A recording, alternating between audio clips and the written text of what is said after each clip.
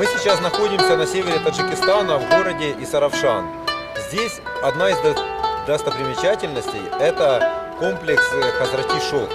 Вот этот прекрасный минарет с необычайным узором, я такой вижу впервые, построен в 17 веке шахом Исаравшана. И узоры на нем самой необыкновенной красоты, но выполнены из самого обычного кирпича.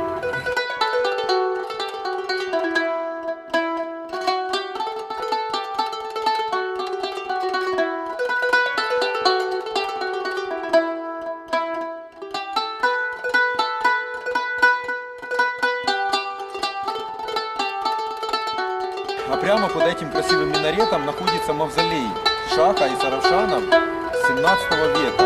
Именно того шаха, который больше всех сделал для развития этого города. В Хазрати-Шах необычная мечеть.